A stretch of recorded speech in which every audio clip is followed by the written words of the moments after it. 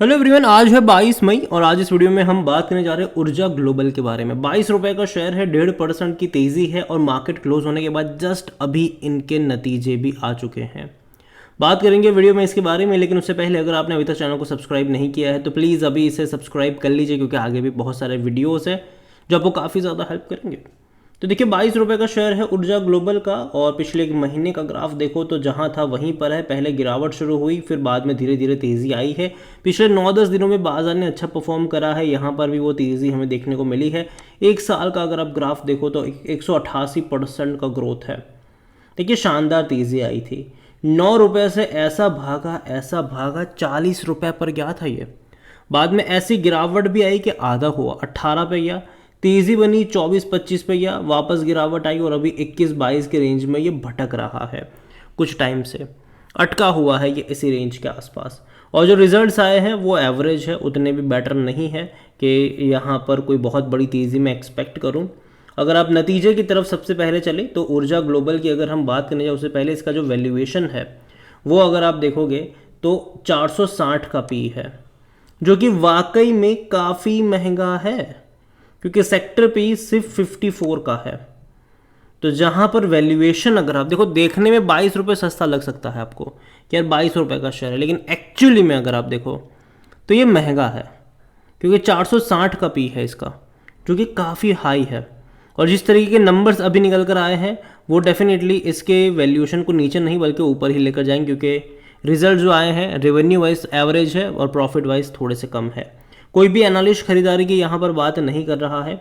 Financials अगर आप देखोगे इस कंपनी के तो दिसंबर में अगर आप देखो तो यहाँ पर नंबर क्या था, 11.5 करोड़ का इनका आपको रेवेन्यू देखने को मिला था और प्रॉफिट था 95 लाख रुपीज़ का, जो कि इंक्रीज हो रहा था। अगर आप देखो तो मार्च में 11 करोड़ का इनका रेवेन्यू था और प्रॉफिट हुआ था 9 लाख का ही हुआ था। बाद में बढ़कर ये 55 लाख हुआ, भले ही रेवेन्यू कम हो गया, 10 करोड़ हो गया, लेकिन प्रॉफिट 55 लाख का हुआ। बाद में रेवेन्यू बढ़ के 11 करोड़ 31 लाख का हुआ, तो प्रॉफिट और बढ़ के 89 लाख रुपीस हो गया। दिसंबर में अगर आप देखो तो 11.5 करोड़ हो गया, थोड़ा सा ही बढ़ा और प्रॉफिट भी थोड़ा सा बढ़ा, 95 लाख रुपीस हो गया। लेकिन अब क्या हुआ, तो अभी के जो नंबर्स आए हैं, रेवेन्यू तो बढ़े हैं, तकरीबन 12 करोड़ 65 लाख के आसपास के रेवेन्यू रहे हैं, जो कि इससे पहले के क्वार्टर में आप देखिए तकरीबन 11.5 करोड़, मतलब 11.5 करोड़ का था और पिछले साल तकरीबन 10 करोड़ 35 लाख के आसपास का था।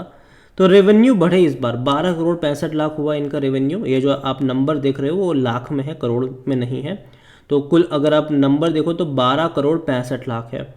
लेकिन इस बार खर्चे भी हो गए ज़्यादा, खर्चे भी हो गया, तकरीबन 12 करोड़ 50 लाख के आसपास का खर्चा ही हो गया इनको।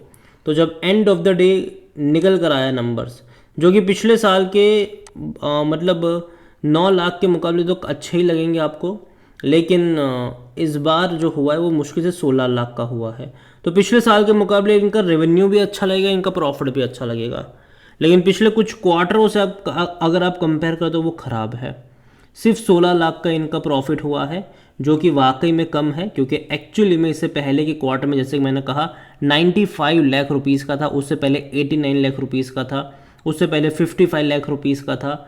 तो ये बढ़ना चाहिए था, जबकि कम हो गया, घट गया। लेकिन फिर भी जनरली अगर आप देखोगे तो पिछले साल के मुकाबले तो अच्छा खासा ग्रोथ आपको देखने को मिलेगा ही मिलेगा, क्योंकि पिछले साल नंबर वैसे भी उतने अच्छे नहीं थे। अगर आज वॉल्यूम के बारे में देखें तो 39 लाख के आसपास के शेयर ट्रेड यहाँ पर होते नजर आए हैं। इतना ही नहीं, इसका ऑल टाइम हाई 41 रुपीज़ का था, जो कि हाल फिलहाल में बनाया था इसने, इंट्राडे का हाई था वो। 1234 करोड़ के आसपास का इसका मार्केट कैप है। कंपनी के को लेकर अगर हम देखेंगे तो देखिए, सबसे पहले इनके रेवेन्यू वाइज अगर आप देखो तो लगातार कम हो रहा है। 165 करोड़ का रेवेन्यू था, 150 करोड़ हुआ, 72 करोड़ हुआ, 39 करोड़ हुआ, और अभी अगर आप देखो तो थोड़ा सा इंक्रीज़ होगा ज़रूर, क्योंकि हर क्वार्टर में तकरीबन 10 से 11 करोड़ के आसपास का इनका रेवेन्यू हो रहा है। तो शायद ये आपको 42-43 करोड़ के आसपास देखने को मिल जाए, जो कि 23 के मुकाबले अच्छा होगा। लेकिन अगर आप शेयर प्राइस देखोगे, ठीक है, तो जितना रेवेन्यू में ग्रोथ नहीं आया उससे ज़्यादा तो शेयर प्राइस बढ़ गया इसका पिछले साल के मुकाबले। सेम चीज़ प्रॉफिट को लेकर है, प्रॉफिट मुश्किल से 1 करोड़ भी नहीं हो रहा है। यहाँ पर अगर हम बात करें यहाँ पर शेयर होल्डिंग को लेकर, तो जो प्रमोटर की होल्डिंग है वो 19.43% है। और अगर आप देखो तो भाई साहब लगातार प्रमोटर बिकवाली कर रहा है यहाँ पर, और खरीद रहा है रिटेल इन्वेस्टर। 27% थी जून में, सितंबर में घट के हुई 22.56, दिसंबर में घट के हुई 20.32, मार्च में घट के हुई 19.43। तो जो शेयर प्राइस लगातार जो बढ़ रहा है ना, वहाँ पर बड़े पैमाने पर जो प्रॉफिट टेकिंग आ रही है वो प्रमोटर्स की तरफ से आ रही है, और ये काफ़ी डेंजरस सिग्नल है, काफ़ी डेंजरस सिग्नल है ये। और यहाँ पर रिटेल इन्वेस्टर जो भाई साहब पहले 66% पे थे, वो 3 ही क्वार्टर में 72 पर आ गए। अदर पार्टीज़ भी 7.92 पर आए, और इस अदर पार्टीज़ में कई सारे ऑपरेटर भी छुपे हुए होते हैं। तो यहाँ पर जो शेयर होल्डिंग पैटर्न है वो बिल्कुल भी एक्साइटिंग नहीं है। रीज़न ये है कि प्रमोटर लगातार बेच रहा है और इंस्टीट्यूशन मिसिंग है, यहाँ पर है ही नहीं, डोमेस्टिक तो है ही नहीं, म्यूचुअल फंड भी नहीं है। एफआईज है थोड़े बहुत 0.06% के साथ, लेकिन वो भी बहुत कम क्वांटिटी है। तो ओवरऑल अगर मैं बात करूँ ऊर्जा ग्लोबल को लेकर, तो अगेन मैं कहूँगा यहाँ पर कि भाई साहब ये वैल्यूएशन के हिसाब से महंगा है। 460 का पी कोई सस्ता पी ही नहीं होता, ठीक है। और कहीं ना कहीं मैं अज्यूम कर रहा हूँ कि आने वाले टाइम में कंपनी में करेक्शन यहाँ पर आना चाहिए। अगर आप इनकी वेबसाइट पे चले जाओगे तो भाई साहब कंपनी ने अपने बिजनेस को पिछले कुछ टाइम में काफ़ी ज़्यादा ट्रांसफॉर्म करा है, चाहे इलेक्ट्रिक व्हीकल्स की बैटरी को लेकर इनका बिजनेस हो या फिर 2 व्हीलर्स को लेकर हो इनका बिजनेस। लेकिन अगेन मैं कह दूं कि इनके मार्जिन यहाँ पर बहुत ही छोटे हैं, और इस स्पेस में बहुत सारी कंपनीज है, बहुत सारे स्टार्टअप्स कंपनियां भी आ रही है जो कि काफ़ी अच्छा एक्सपीरियंस भी दे रही है। तो उसके सामने इनका थोड़ा बहुत टिक पाना मुझे मुश्किल लगता है। इनका भले ही आपको यहाँ पर बैटरीज का बिजनेस हो, तो अगेन मैं कह दूँ वहाँ पर और भी कई सारे लोग, और भी कई सारे प्लेयर्स हैं जो इनको कच्चा चबा जाएंगे वहाँ पर।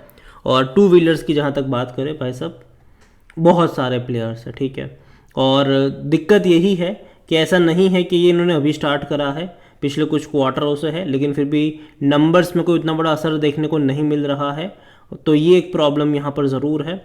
तो मैं इतना ही कहूँगा आपसे, ऊर्जा ग्लोबल को लेकर के देखो कंपनी ख़राब नहीं है, लेकिन वैल्यूएशन बहुत महंगे है। 460 का पी जस्टिफाई नहीं करता है। और दूसरी बात यह है कि नंबर्स भी जो आए हैं निकल कर, वो भी उतने ज़्यादा हेल्थी नहीं हैं कि आप यहाँ पर ख़रीदारी करने बैठ जाओ। तो मैं तो इतना ही कहूँगा, दूर बैठो, तमाशा देखो। 22 रुपये का जो लेवल है वो ख़रीदारी वाला लेवल नहीं है। हालांकि 40 रुपये से गिरकर भले ही आपको आधा लग रहा होगा, लेकिन फिर भी कहूँगा कि ये एक टाइम पे बहुत ही सस्ते प्राइस पर भी था, 3-4 रुपये का भी ये ट्रेड कर रहा था। तो नज़र रखिए इस कंपनी के ऊपर। और मैं इतना ही कहूँगा कि वेट एंड वॉच, जल्दबाजी यहाँ पर बिल्कुल भी मत करिएगा। टाइम आएगा तब यहाँ पर ख़रीदारी के मौके आपको ढूंढने चाहिए, ना कि अभी। ये मेरा पर्सनल ओपिनियन है, कोई भी इन्वेस्टमेंट एडवाइस नहीं है। ये वीडियो को यहीं पे एंड करता हूँ। पसंद आया हो तो लाइक करो, शेयर करो। चैनल में अगर आप पहली बार है तो प्लीज़ सब्सक्राइब करें। और ऊर्जा ग्लोबल के बारे में आप क्या सोचते हैं वो भी आप मुझे कमेंट में लिख के बता सकते हैं। इसके अलावा अगर आप चाहते हैं कि मैं किसी और छोटे पेनी स्टॉक के ऊपर भी एक डिटेल वीडियो बनाऊँ, तो कमेंट में उसका नाम लिखेगा। जितनी ज़्यादा कमेंट आएगी उतना ही जल्दी वीडियो आएगा। Thank you.